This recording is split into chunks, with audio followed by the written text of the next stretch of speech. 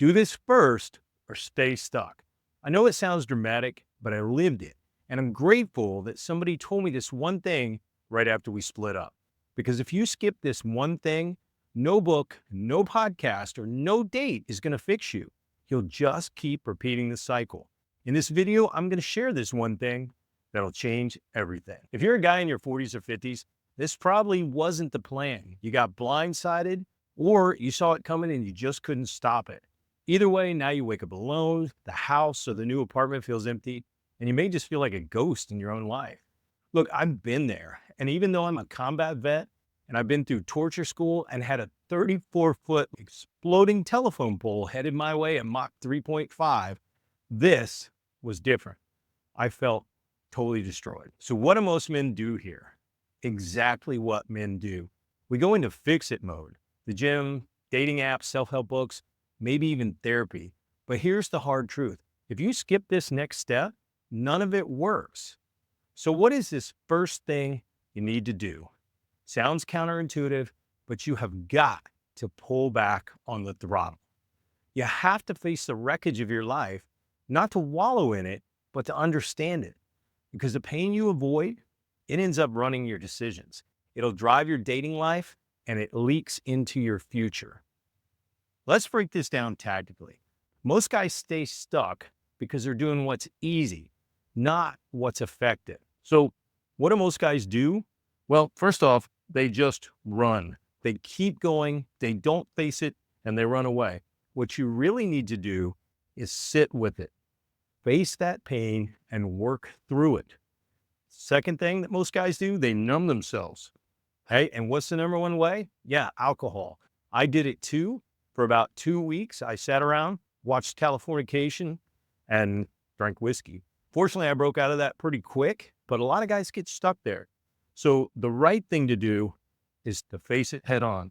And finally, distractions, right? Either going out to the casino, running around at the bar, or even, hey, I'm going to pay her back and going out and picking somebody up for a one-night stand.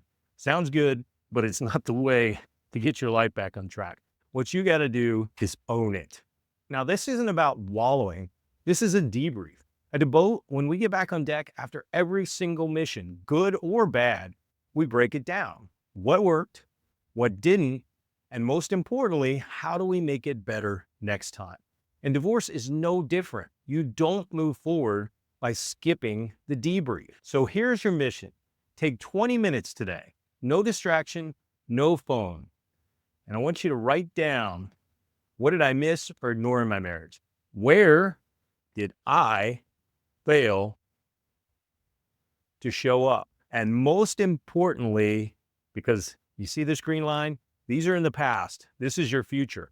Who do I refuse to be going forward? Now pay attention to the I, right?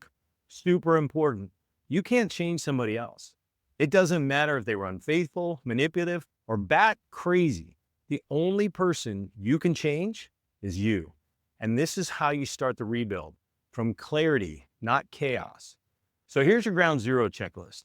And this is where recovery begins. 5 things that if you do these, you'll move through a lot quicker. First off, sit with the wreckage. One of the most powerful quotes I've heard, and it impacted my life like time and time again, not just during divorce, was from the ballad of Sir Andrew Barton. He was a 15th century Scottish privateer, which is essentially a state-sanctioned semi-pirate. But he would go up and down the coast, stealing from the Brits. They eventually caught up with him, and they got a shot in. And as he was laying there wounded, he said, "Fight on, my men, for I am hurt, but I am not slain. I'll lay me down and bleed a while, and then I'll rise and fight again." So if you're going through hell and there are flames wrapped around you, yeah, keep going. But as soon as you get out the backside, you need to rest and tend to your wounds. The first 2 months for me, I spent almost every evening alone, and I was working through the pain. There were a lot of nights that, no kidding, there were tears, and my daughter lived with me. She'd come home and she'd find me on the couch and she'd hug me and just say, "Hey, it's going to be okay, Dad." It wasn't fun. It hurt, but I needed that time to work through and make sense of it all. Next thing, once you've done that, start to identify the patterns. What happened? What changed? What was going on? What did you do? What did your wife do? Or your partner?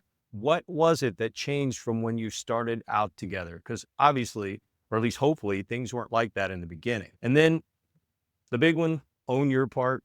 You can be bitter, you can be angry, you can, God forbid, take the red pill, weak. The reality is you can only change and you can only impact you. And holding on to those things, as much as it sometimes feels good to blame, all it does is you're passing the buck. So take responsibility, because you can't make things better unless you take and look at your part, and then you can move forward. If you're a victim, not much you can do about it. What you were doing in the past obviously wasn't working.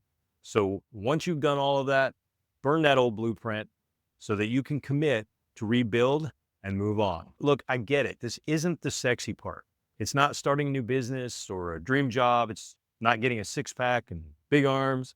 And it's definitely not running off to Thailand for 3 months. But this is the foundational stuff that separates the broken men from the ones that can successfully rebuild. So you don't have to stay stuck in this wreckage, but you do have to start here. I put together a checklist that's helping me rebuild after my divorce. And it's modeled on my actual pocket checklist and emergency procedures from the jet. More than once, this saved my life. And this no BS, straight to the point free checklist can help you rebuild yours. So if you want it, drop the word rebuild in the comments below and I'll send it your way. So now that you face the wreckage, the next step is to start building momentum so you can get up and get back in the fight. And that's what I'll cover in the next video. Click right here to watch that now and start taking the steps to rebuild your life.